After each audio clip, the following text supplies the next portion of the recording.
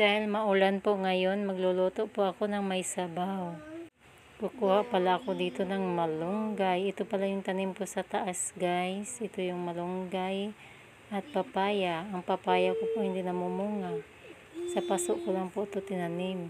Ito po yung terrace namin. Dito po kami nagsasampay. Kaya yung mga tanim ko sa paso ko na lang nilagay. Para maluwag-luwag po. Halo-halo po ang tanim dito. Dahil sa maulan po nga panahon, magtinula po ako ng manok para may sabaw. Masarap kasi humigop ng sabaw pag maulan ang panahon. Hinugasan ko pong mabuti ang manok. Bago ko po ibabad sa asin, nilagay ko po dito. Ayun guys, malinis na po ito. Para sigurado talagang malinis, binalawan ko pa ng isang beses pa bago ko budburan ng asin. Masarap po kasi sa manok yung ibabad mo muna sa asin. Malasa po ang manok bago po lutuin. Kahit mga 15 minutes po. Ito pala yung pangsahog ng tinola. Yung papaya. Itong papaya po, binalatan ko na at hinawa-hiwa ko ng pagganito. At ito din pong malunggay nga nakuha ko po sa terrace namin. Kapipitas ko lang po nito. Himayin ko na lang po to. Ito yung nabili kong manok, 3/4 lang po ito. Kasya na po sa amin ito. Kailangan lang kung magluto ka ng ganito karami, itinola nyo po, kailangan may sabaw. Inilabas ko na po ang aking mahiwagang kawali kay magsimula na po ako pagluto. Nilagyan ko na po ito ng mantika at yung bawang nga ilang piraso lang po. Pwede na po ito para lang bumango yung niluluto natin at may loya. Importante talaga ang loya sa tinola. Yan lang pong mga ricado ang sinahog ko. Hindi ko na po nilagyan ng sibuyas kasi may kamahalan po.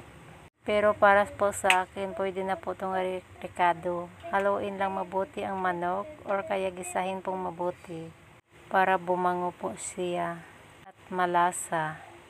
Kung ako po kasi ang magtinola, gusto kong medyo ma-brown mo na po ang manok.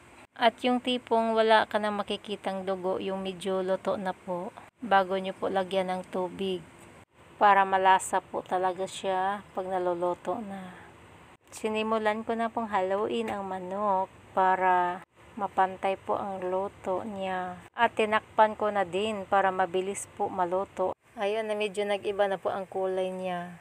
At malapit na po siyang maluto kasi medyo nagiging brown na po siya. At lumabas na din yung mantika. Pero kailangan pa pong medyo brown siya bago lagyan ng tubig. At bumango po siya kasi medyo nasusunog na po yung mga ricado niya. Nagiging brown na po. Patuloy lang paghalo hanggang magiging luto na po. At nilagyan ko na po ng tubig. Yung tubig pa lang na ginamit ko dito, yung hinugas ng bigas. Yung pangatlong hugas po. Malinis na po kasi yun. Yun po kasing nakikita ko. Tuwing may magsigang dito na baboy, yung hinugas po ng bigas ang ihalo po nila. Yung pangatlong hugas po. At pwede din to gamitin sa tinulang manok. Malasa po ang sabaw. Ayun po, color brown po yung sabaw. At nilagyan ko po ito ng Knorr cubes na chicken. Inilipat ko pala dito sa lutuan naming kaldero kasi mas maliit doon sa kawali. Hindi ko po mahalong mabuti. Ayun guys, nagsimula na po siyang kumulo ng kumulo. Hayaan ko po siyang kumulo para lumabas ang tunay na katas ng manok. At malasang malasa po ang sabaw. Hinihulog ko na pala dito yung papaya para lumambot po. Lutuin ko muna ang papaya bago ko po ihalo yung malunggay. Tinakpan ko po para kumulo siya. Kahit mga 2 kulo po.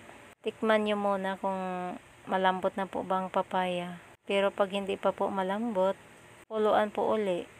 Kasi may papaya talaga matagal lumambot. Kaya hinihulog ko na po ang malunggay kasi malambot na po ang papaya.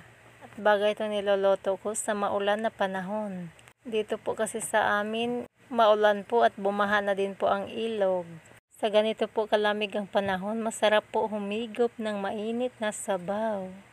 Simpleng ulam lang po, pero masustansya po ito. Ito palangin yung probinsya ng kusinira. nga nagsasabi, thank you for watching at mag-ingat po kayo lagi. Lalo na sa panahon po ngayon, pabago-bago. Minsan maulan, minsan hindi. Lagi po tayong may dalang payong tuwing lalabas po tayo ng ating tahanan. Kasi mahirap po magkasakit.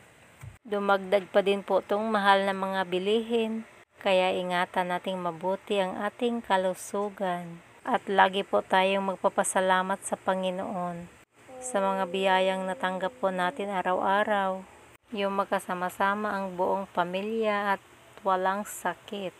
At makakain tayo ng 3 beses isang araw. Sapat na po yun nga blessing nga galing sa Panginoon.